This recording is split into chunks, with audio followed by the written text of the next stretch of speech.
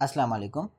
पिछले लेक्चर में हमने कॉन्ट्रैक्ट और ट्रांजैक्शन एक्ट को देखा था। ठीक है, आज हम दूसरे एलिमेंट को देखेंगे, एक वैलिड सेल की, जिसे हम कहते हैं सब्जेक्ट मैटर या मबई। ठीक है, अब इसकी रिक्वायरमेंट क्या है?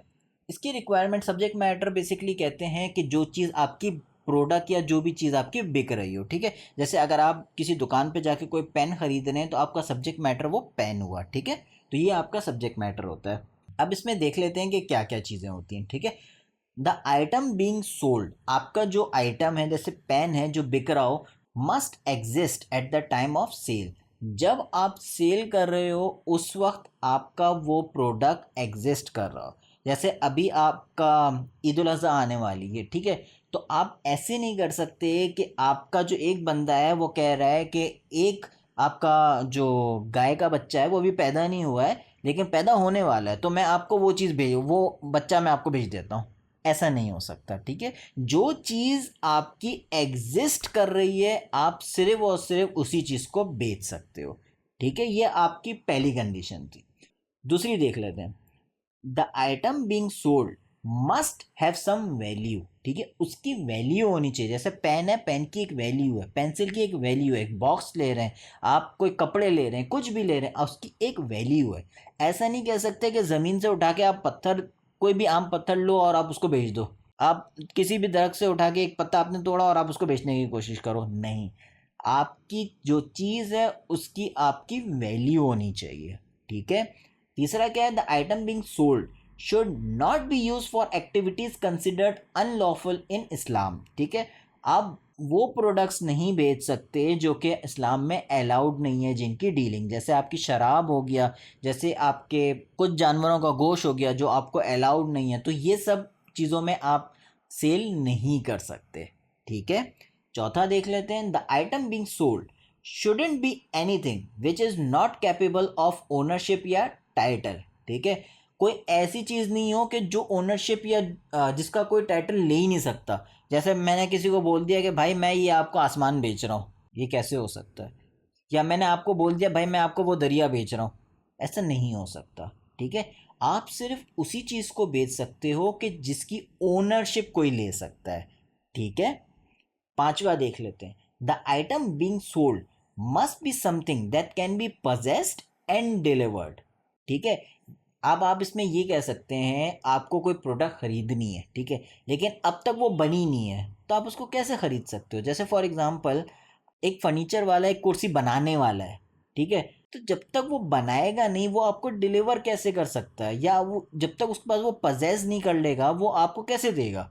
ठीक है, तो आपकी जो प्रोडक्ट है ना वो आपकी पजेस भी कर सकता हो और डिलीवर भी कर सकता हो। ठीक है, छठा पॉइंट क्या है, the item being sold must be specifically known and identified either by pointing out the asset or by detailed specification that can distinguish it from other things which are not sold।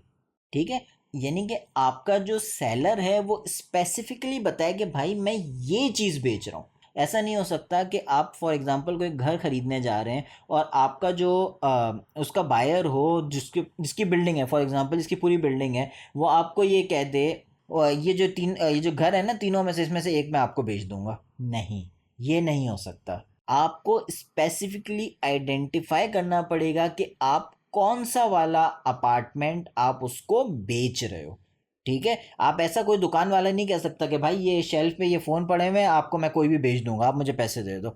नहीं, वो उस आपको बताएगा कि हाँ भाई ये वाला फ़ोन है, इनमें से आप पसंद कर लो कौन सा है। वो आपका बायर पसंद करेगा, वो बोलेगा ये वाला पसंद है, हाँ अब ये वाला वो उसको बेच सकता है। ऐसा नहीं कर सकता कि वो बोले आप मुझे बस पैसे दे दो मैं इसमें से कोई भी उठा के आपको दे दूंगा, ऐसा नहीं हो सकता। ठीक है, आखिरी इसका देख लेते हैं, इसकी कंडीशन क्या है, the subject matter of sale must be in the ownership of the seller at the time of sale. Thus, what is not owned by the seller cannot be sold. लाजमी है बायर पे कि उसके पास product की ownership हो।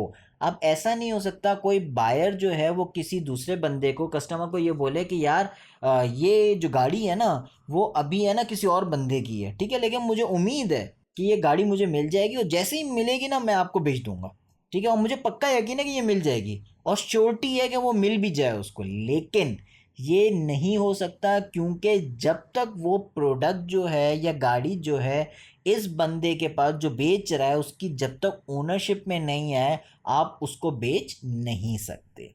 ठीक है, तो ये था हमारे पास सब्जेक्ट मैटर की कंडीशंस, जो कि हमारा एलिमेंट नंबर 2 था वैलिड सेल का। ठीक है, इसमें हमने देख लिया क्या क्या चीज़ें हमने इसमें देख ली। हमारे पास जो प्रोडक्ट है या जो भी हम चीज़ बेच रहे हो, सब्जेक्ट मैटर वो हमारा एग्जिस्ट करना चाहिए, उसकी वैल्यू होनी चाहिए, वो किसी अनलॉफुल चीज़ के लिए ना यूज़ हो। ठीक है, उसकी ओनरशिप हम ले सकें। ठीक है, वो ऐसी प्रोडक्ट हो कि उसको पजेस भी हम कर सकें उस वक्त और उसको डिलीवरी भी दे सकें उसकी। ठीक है, आपका जो प्रोडक्ट हो वो स्पेसिफिकली मेंशन हो कि भाई यही वाला हम प्रोडक्ट बेचना चाह रहे हैं। और फाइनली प्रोडक्ट या सब्जेक्ट मैटर उस बंदे के जो बेच रहा हो उसकी ओनरशिप में हो। ठीक है, तो यहाँ पे हम अपना ये वाला लेक्चर ख़त्म करते हैं। इंशाल्लाह अगले लेक्चर में हम इसके एलिमेंट नंबर 3 और 4 को कवर करेंगे।